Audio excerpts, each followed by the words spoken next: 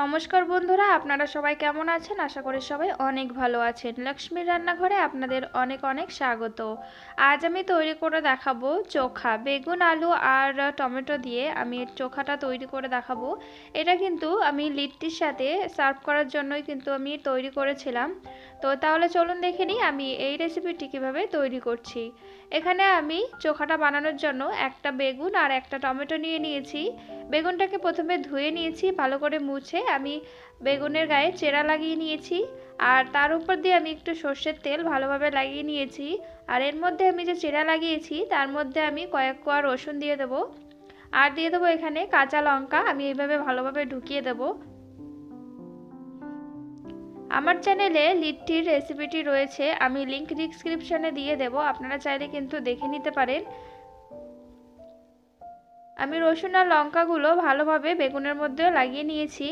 আর টমেটোটাকেও আমি ভালোভাবে তেল দিয়ে একটু উপর দিয়ে লাগিয়ে নেব তেলটা।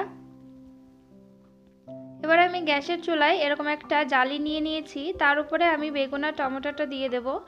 আমি এবার এগুলোকে উল্টে পাল্টে ভালোভাবে একটু পুড়িয়ে নেব। একটু সময় ধরে কিন্তু এটা পোড়াতে হবে। এইভাবে একবার চোখা তৈরি করে খেয়ে দেখবেন, লিট্টির সাথেও ভালো লাগে আর এটা কিন্তু আপনারা রুটির সাথে ভাতের সাথেও খেতে পারবেন। দেখুন আমি এটা ভালোভাবে পুড়িয়ে নিয়েছি, পুড়িয়ে আমি এটার খোসা ছাড়িয়ে নিয়েছি। বেগুন আর টমেটোর খোসা ছাড়িয়ে এবার আমি ভালোভাবে এটাকে দেখে নেব ভেতরে পোকা আছে কিনা।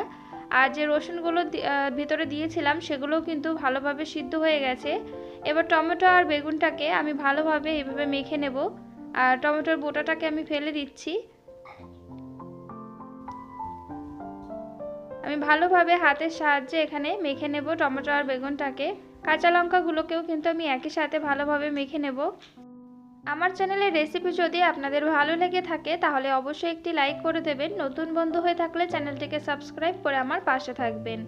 বেগুন আর টমেটোটাকে ভালো করে মেখে নিয়েছি। আর আমি এখানে আগে থেকে আলুটাকে সিদ্ধ করে রেখেছিলাম, সে আলুটাকেও আমি বেগুন আর টমেটোর সাথে ভালোভাবে এখানে ম্যাশ করে নেব।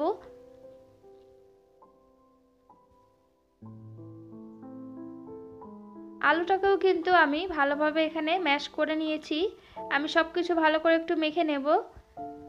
এবার আমি এর মধ্যে দিয়ে দেব পেঁয়াজ কুচি। এখানে আমি বড় সাইজের একটা পেঁয়াজকে কুচি করে নিয়েছি ছোট ছোট করে। আর দিয়ে দেবো ধনেপাতা কুচি আর কাঁচা লঙ্কা কুচি। ঝালটা অবশ্যই আপনারা আপনাদের পছন্দ মতোই দেবেন, যেহেতু আগে কাঁচা লঙ্কা আমি বেগুনের মধ্যে করেও পুড়িয়ে নিয়েছিলাম। তো আপনারা ঝালটা অবশ্যই আপনাদের পছন্দ মতোই দেবেন, যে যেমন পছন্দ করেন। আর স্বাদ মতো দিয়ে দেবো লবণ, আর দিয়ে দেবো এখানে সর্ষের তেল। 2 থেকে 3 চামচ মতো আমি এখানে সর্ষের তেলটা দেব। আর এই ভর্তাতে কিন্তু অবশ্যই সর্ষের তেলটাই ব্যবহার করবেন, নাহলে কিন্তু খেতে ভালো লাগবে না। এবার আমি সবকটা উপকরণ ভালোভাবে মেখে নেব।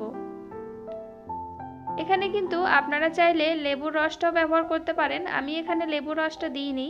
আপনাদের যদি ভালো লাগে তাহলে কিন্তু অবশ্যই এর মধ্যে একটু লেবুর রসও দিয়ে নিতে পারেন। আমি ভালোভাবে মেখে নিয়েছি। এটা যেহেতু আমি লিট্টির সাথে সার্ভ করেছি তার জন্য একটা প্লেট নিয়ে নিয়েছি। প্রথমে আমি এখানে চোখাটা দিয়ে দেব। আর এখানে আমি পেঁয়াজ, কাঁচা লঙ্কা আর লেবু দিয়েছি। আর দিয়ে দেবো এর মধ্যে লিট্টিগুলো। এই লিট্টির রেসিপি কিন্তু আমার চ্যানেলে দেওয়া আছে, আপনারা চাইলে দেখে নিতে পারেন। খুবই সহজ পদ্ধতিতে আমি তৈরি করে দেখিয়েছি গ্যাসের চুলায়। দেখুন আমি সার্ভ করে নিয়েছি, তৈরি হয়ে গেছে চোখার রেসিপিটি যদি আপনাদের ভালো লেগে থাকে তাহলে অবশ্যই একটি লাইক করে দেবেন। নতুন বন্ধু হয়ে থাকলে চ্যানেলটিকে সাবস্ক্রাইব করে আমার পাশে থাকবেন। বাড়িতে এইভাবে একবার হলেও তৈরি করে খেয়ে দেখবেন, আশা করি অনেক ভালো লাগবে। তাহলে আজ এই পর্যন্ত, ভালো থাকবেন, সুস্থ থাকবেন। আবার চলে আসবো অন্য কোনো রেসিপি নিয়ে। ততক্ষণে সবাই সাবধানে থাকবেন।